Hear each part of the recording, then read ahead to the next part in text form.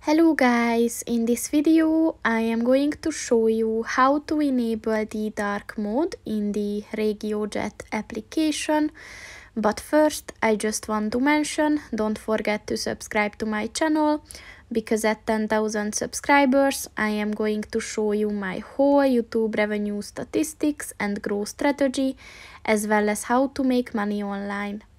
Let's jump into it. First of all, open the application on your phone and then click on the More button at the bottom of the page on the right.